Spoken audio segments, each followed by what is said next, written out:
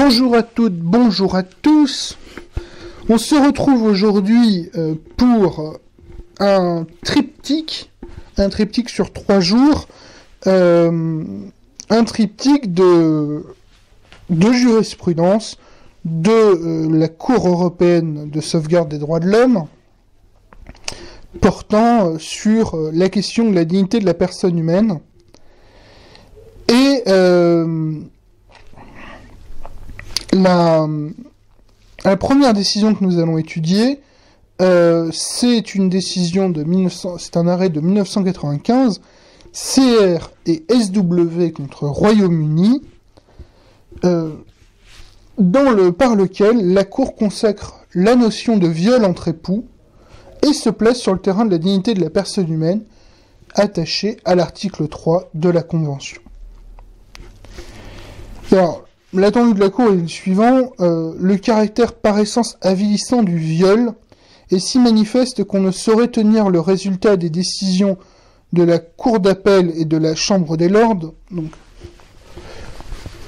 la Chambre des Lords, c'est, entre guillemets, ce qui tient lieu de Cour de cassation, de Cour suprême, plutôt, en Angleterre,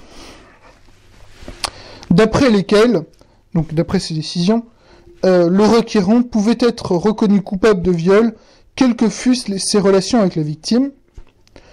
Pour qu'on ne pouvait donc tenir ces décisions, le résultat de ces décisions, pour contraire à l'objet et au but de l'article 7 de la Convention, qui veut que nul ne soit soumis à des poursuites, des condamnations ou des sanctions arbitraires.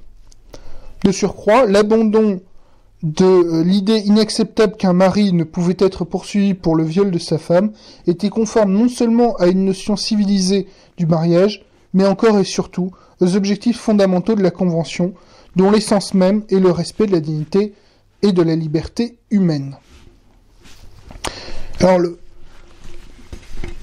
on va passer assez vite sur la question du viol entre époux, qui, effectivement, est fort malheureusement découle de la logique la plus normale et semble presque tomber sous le sens. On va également passer sur la question on va également écarter la question de l'article 7. Mais et pour se concentrer sur deux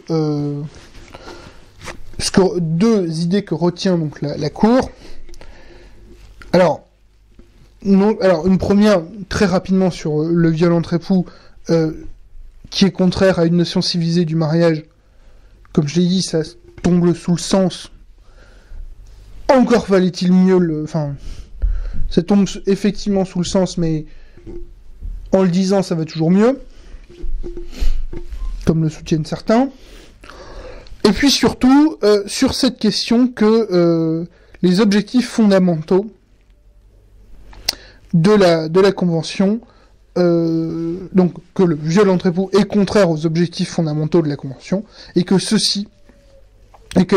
l'essence même de celle-ci et de ses objectifs, c'est le respect de la dignité de la personne humaine et de la liberté humaine. C'est vraiment par cette décision que la Cour va un peu rappeler cet objectif fondamental, cette essence même de son propos de respect de la dignité de la personne humaine. Il faut quand même se souvenir que la Convention a été établie au tout début des années 50, sous le coup, dirons-nous, de l'horreur des crimes nazis, comme je le rappelais en début de semaine. Il faut se souvenir quand même du contexte. Il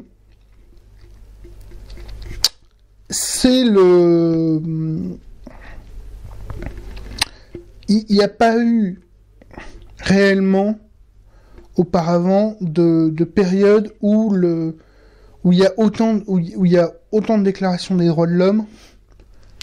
Parce que là, on a quand même deux très grandes déclarations des droits de l'homme. 1948, la Déclaration universelle des droits de l'homme, en grande partie rédigée par un Français, René Cassin, qui sera prix Nobel de la paix en 1968 pour son œuvre. Et la convention, par la suite, la Convention européenne de sauvegarde des droits de l'homme, vous avez deux grandes déclarations.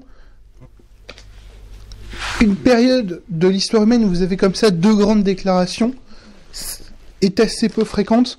On peut la rapprocher, à mon sens, de la période de la fin du XVIIIe, avec 1776 la déclaration américaine et 1789 la déclaration des droits de l'homme et du citoyen, donc française. Voilà.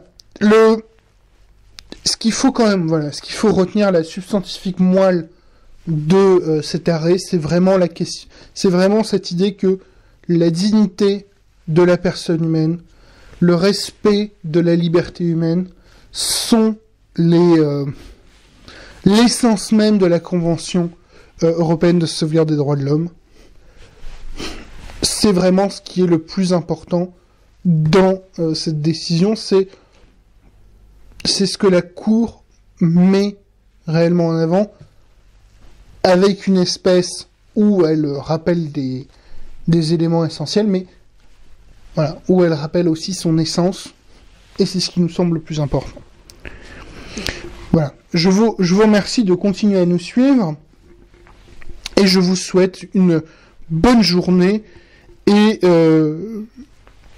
je vous invite à nous retrouver demain pour un nouvel épisode de l'Arrêt du jour. Au revoir.